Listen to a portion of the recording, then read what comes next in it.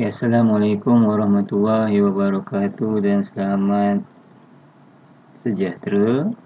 Ya, Alhamdulillah pada hari ini cikgu berkesempatan untuk menyediakan bahan pengajaran cikgu masih lagi dalam bab 2 daya dan gerakan 1 fizik KSSM tingkatan 4 lah. Subtopik tumpuan kita adalah 2.7 impuls dan juga daya impuls, di mana dalam standard pembelajaran ini pelajar diharapkan boleh menerangkan impuls dan juga daya impuls.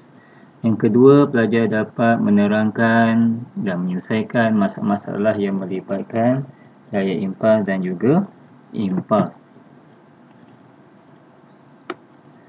Okey, seterusnya kita pergi pada impuls. Okey, di sini pelajar dapat lihat dua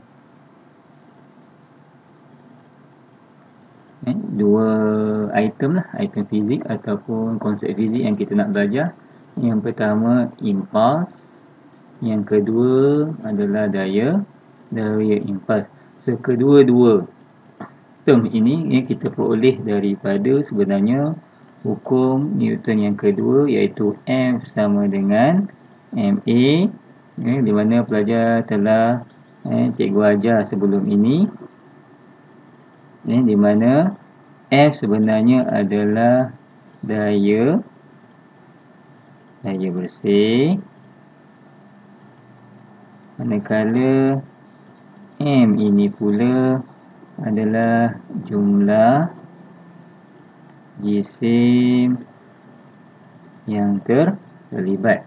Jadi kalau cikgu perincikan lagi di sini, kalau mana pelajar boleh nampak kat sini, cikgu tulis F sama dengan MA. Apa dia? A adalah pecutan apa dia? V tolak U bagi dengan T lah. Jadi kita darabkan MV tolak MU bagi dengan T. Jadi kita balik pada impuls. Impuls definisinya adalah perubahan momentum. Perubahan momentum M, kalau momentum yang pelajar dah belajar sebelum ni, P sama dengan MV lah. Itu maksudnya momentum. Apa dia momentum? Momentum adalah hasil darab jisim dan juga halaju. Apa maksud perubahan momentum? Perubahan momentum adalah MV tolak MU. Momentum akhir tolakkan dengan momentum awal, di mana unit yang kamu kena jaga adalah M, pastikan ianya jisim dalam kilogram. Kemudian untuk halaju pula meter per second, di mana ini pula adalah unit yang setara. Unit yang setara iaitu Newton saat. Manakala daya impuls di sini kita takrifkan dia sebagai perubahan momentum dalam satu pelanggaran atau letupan. So kadar di sini ada perkataan kadar. Kadar di sini merujuk kepada faktor masa. Merujuk kepada faktor masa. So formulanya MV tolak MU bahagi dengan T lah. Di mana nanti pelajar akan nampak lah berkaitan dekat bawah ni ada di bawah sini kesan masa ataupun faktor masa yang kita nak kaji di sinilah. So daya impuls ni sebenarnya daripada formula ini kita pun dah nampak sebenarnya ini berkadar songsang dengan masa sentuhan, dan di mana T ada dalam satu pelanggaran. Kesannya kita nampak sini, kita nampaklah kalau cikgu boleh cikgu tukar warna sekejap. So apabila T meningkat, F akan berkurang. Apabila T berkurang, F pula akan meningkat. Itu yang dimaksudkan dengan berkadar songsang. Itu yang dimaksudkan dengan berkadar songsang lah. So ini adalah graf lah. Apabila pelajar nampak graf seperti ini, pelajar terus baca F berkadar songsang dengan T. F berkadar songsang dengan T lah. Yang ini pula F Ni berkadar linear dengan satu verti. Kenapa linear? Sebab dia melalui asalan. Okey, seterusnya ini mula adalah satu aktiviti yang cikgu boleh galakkan pelajar jalankan di rumah lah dan hantar kepada cikgu.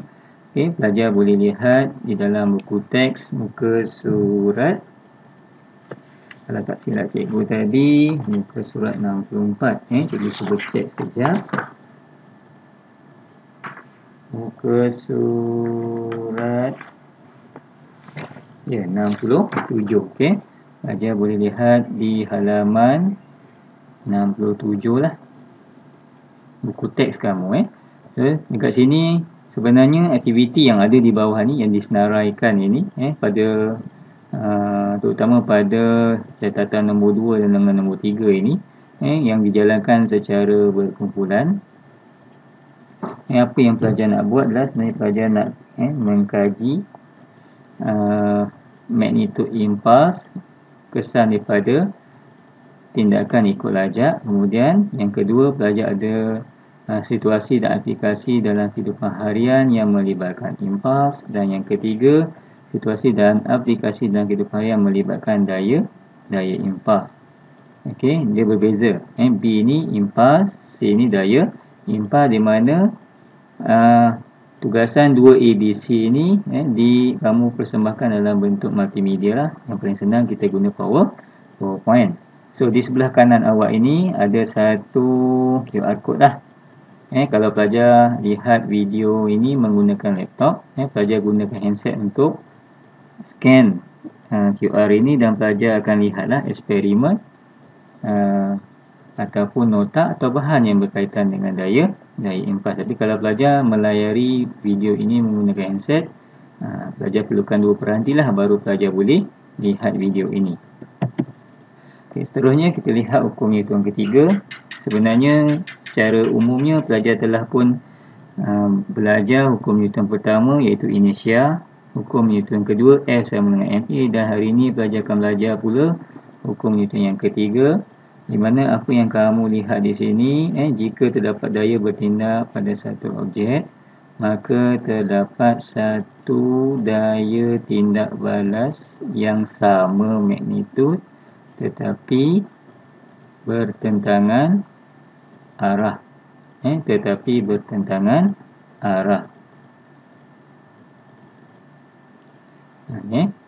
Yang paling penting dekat sini perkataan sama magnitud, iaitu nilai lah.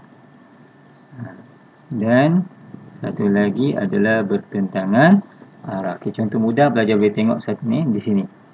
Okay, sebuah buku diletakkan di atas sebuah meja dan kita boleh katakanlah buku ini berada di dalam keadaan seimbang. Berada di dalam keadaan keseimbangan. Berada di dalam keadaan keseimbangan. Kenapa? Tindak balas R sama dengan berat. Kedua-dua ni sama magnitud tapi bertentangan arah. Ini keseimbangan lah. Untuk melayari ataupun melihat definisi atau bahan lain, pelajar boleh cuba gunakan QR code inilah. Cuba QR code ini. Okey, ini hukum Newton yang ketiga. So dekat sini ada kaitan dengan tugasan tadi sebenarnya. Tugasan yang cikgu beri ataupun yang cikgu paparkan, yang cikgu masukkan berada dalam buku teks muka surat 67. Pelajar boleh baca jugalah. Di mana inilah situasi daya impuls dalam kehidupan. Situasi amat penting. Situasi ni maksudnya berlaku di sekeliling kita. Okay, yang pertama ni kita nampak ahli karate lah. Ahli karate yang tumbuk kayu. Apa yang berlaku kat sini? Okay, apabila ahli karate menghayung tangan dengan pantas sebelum menghentam kepingan kayu, sebaik sahaja menyentuh permukaan kayu, tangan diangkat dengan cepat. Sebaik sahaja menyentuh kayu, tangan diangkat dengan cepat. Teknik ini menyebabkan perubahan momentum tangan berlaku dalam masa singkat. Maka daya impas yang besar dikenakan ke atas kepinggan kayu dan menyebabkan kayu pecah. Okay.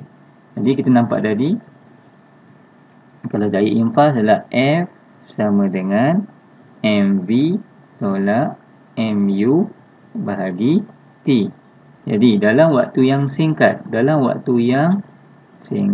kita tukar warna hijau. Dalam waktu yang singkat, T singkat, kesan yang sepadan adalah daya impas besar. Sebab itu kesannya adalah kayu itu pecah. Boleh faham. Kemudian ini tukur besi. Kepala tukur besar yang bergerak laju di bawah kepada kedudukan rehat setelah memukul kuku. Perubahan besar pada momentum dalam masa yang singkat menghasilkan daya impas yang besar yang memaksa paku tembus ke dalam kayu. Ini biasalah. Kita dapat sama ada ayah kita atau mak kita atau abang kita, kakak kita atau kawan-kawan kita sendiri, macam mana mereka masukkan paku ke dalam kayu atau apa-apa permukaan yang lain. Seterusnya kita lihat bola ni yang disepak. Bola yang disepak dengan deras oleh pemain bola, terutamanya dalam free kick ataupun sepakan penalti lah. Bola sepak mesti mempunyai tekanan udara yang cukup di dalamnya supaya masa sentuhan adalah pendek. Sebab itulah sebelum perlawanan bola, biasanya pengadil akan lihat cukup tak tekanan angin di dalam bola. Akibat daripada daya impas yang bertindak ke atas bola, apa yang berlaku? Bola akan bergerak dengan lebih pantas, dan disebabkan teknologi sekarang, teknologi terkini, bola ini boleh melengkung lah. Kerana apa? Laju tinggi. Dan terus ni, ini satu alat yang orang kata rare lah untuk membuat sambal belacan, lesung dan antan. Description di sini, apa yang kita lihat adalah antan dan lesung dibuat daripada batu.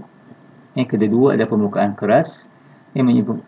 Apabila antan diangkat ke atas dan cili di dalam lesung ditumbuk dengan cepat, ini juga merupakan faktor masa, daya impas tinggi dihasilkan dalam proses ini dan menghasilkan cili yang mudah. Maksudnya kita hancurkanlah. Okey. Ini melibatkan yang ketiga, iaitu C tadi, 2C, ciri-ciri keselamatan. Okey, yang ini kalau pelajar lihat sebuah kereta terkini dengan teknologi yang canggih. Pelajar nampak dekat sini, biasalah. Ini penghalang kepala, dalam bahasa Inggeris kita panggil headrest. Ini tali pinggang keleda yang wajib dipakai, kalau tak pakai kena saman. Ini cermin depan pecah berterabur. Sebab ni pelajar lihat kalau kita jalan-jalan raya, banyak cermin-cermin yang pecah berbentuk kristal lah. Zon mudah remuk. Zon mudah remuk di sini. Bila kita lihat semua kereta insiden sekarang ni, kita lihat semuanya remuk. Semuanya remuk sebab zon mudah remuk. Yang ini bumper sebagai keselamatan menghalang daripada terus remuk. Sistem brake ABS, ini keselamatan. Beg udara yang ada sekarang ni ada 2 airbag, twin airbag, yang terkini ada 6. Yang ini adalah palang sisi yang berada di dalam pintu. Berikut adalah fungsi-fungsi komponen yang cikgu nyatakan tadi. Penghalang kepala mengurangkan kesan inersia ke atas kepala supaya hentaman daripada ke belakang. Sebab ini kamu faham, bila tidak ada headrest, kepala kita boleh berinjak ke belakang, bergerak ke depan dengan cepat, dan brake dia akan bergerak ke belakang semula. Sekiranya di bahagian belakang tidak ada penghalang, leher boleh patah lah dan menyebabkan berlaku kemalangan jiwa. Kemudian beg udara sama juga memanjangkan masa hentaman agar kepala pemandu tidak cedera. Mencermin hadapan yang mudah pecah tadi untuk melindung pemandu dan penumpang. Direka bentuk supaya retak dan berbentuk bulat daripada berkecai. Bumper juga memanjangkan masa hentaman. Sistem brake ABS membantu Memandu berhenti kenderaan dengan cepat tanpa menyebabkan brek terkunci. Zon mudah remuk fungsinya adalah memanjangkan masa kereta berhenti sepenuhnya. Okey, dan mengurangkan daya impas sebab masanya panjang. Tali pinggang kereta menghalang penumpang daripada tumbang ke hadapan, iaitu kesan inersia. Yang palang sisi meningkatkan ketegaran pintu dan pengagihan tenaga sekiranya berlaku pelanggaran dari bahagian tepi. Dan terakhir adalah tayar berbunga, menambah daya geseran pada permukaan jalan raya semasa cuaca hujan. Jadi inilah bahan yang cikgu sediakan pada hari ini yang ada kaitan dengan tugasan dalam buku teks muka surat 67. Jadi pelajar boleh baca buku teks dan lihat video ini perlahan-lahan untuk fahamkan utamanya lah takrif tadi. Yang pertama, pelajar boleh menjelaskan impas dan daya impas, dan seterusnya boleh menyelesaikan masalah-masalah impas dan juga daya impas di dalam kehidupan seharian. Okey, sekian, terima kasih.